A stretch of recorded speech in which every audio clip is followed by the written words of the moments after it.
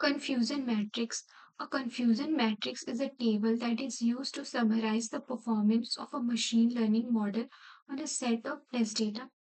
हमारा confusion matrix ये होता है, हम उसे कुछ डेटा सेट ऑफ डेटा देते हैं, टेस्ट डेटा देते हैं, जिसमें हमारा कंफ्यूजन मैट्रिक्स हमें हेल्प करता है हमारे मशीन लर्निंग मॉडल को के परफॉर्मेंस को समराइज करने में।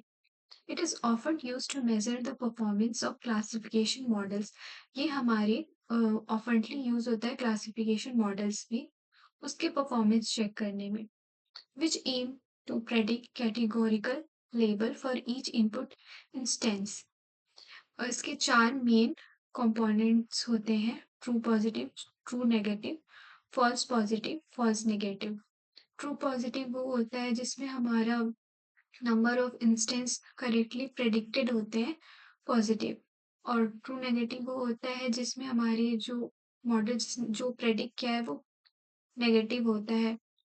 और फॉल्स पॉजिटिव वो होता है जहाँ नंबर ऑफ इंस्टेंस हमारे इनकरेक्टली प्रेडिक्टेड एज पॉजिटिव होते हैं। फॉल्स नेगेटिव वो होता है जहाँ पे हमारे number of instances incorrectly predicted as negative. For example यहाँ पे हमने एक सेट ऑफ डेटा दिया है ईमेल्स का, जिसमें हमने स्पैम है या नॉट स्पैम है ये हमारा डेटा दिया है, जिसमें हमारे एक्चुअल डेटा है हमने दिया है 14 तक, जिसमें स्पैम और नॉट स्पैम की कैटेगरी में हमने इसे डिवाइड कर दिया है।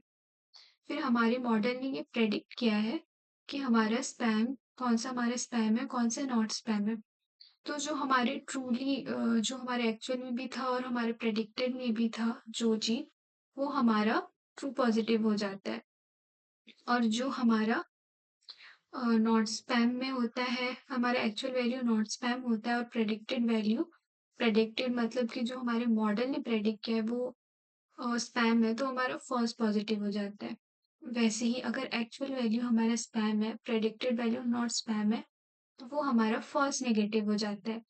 वैसे ही अगर हमारा एक्चुअल वैल्यू नॉट स्पैम है और प्रेडिक्टेड वैल्यू हमारा नॉट स्पैम है, तो वो हमारा ट्रू नेगेटिव हो जाता है।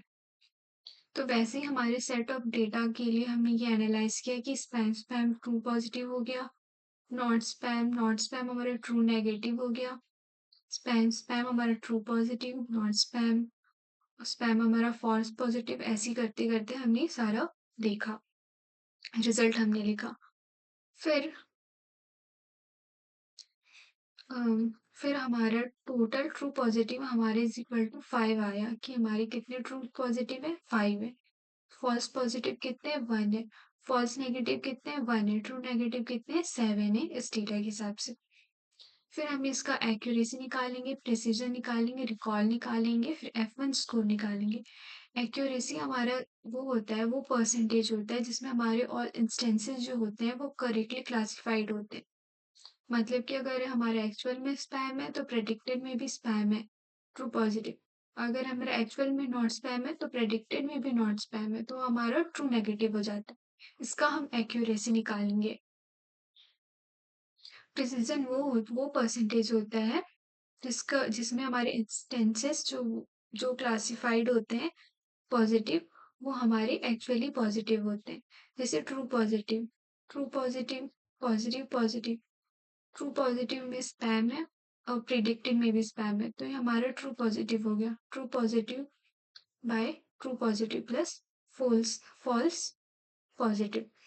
वैसे ही हमारा रिकॉल हो जाता है, true positive by true positive by false negative.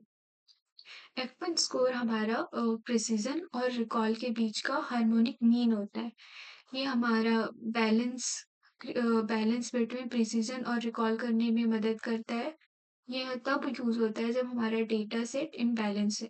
इसका फॉर्मूला होता है F1 score is equal to 2 into precision into recall by precision plus recall. Simple. अभी हम देखते हैं एक simple Python code on confusion matrix. तो सबसे पहले हम एक लाइब्रेरी इंपोर्ट करेंगे।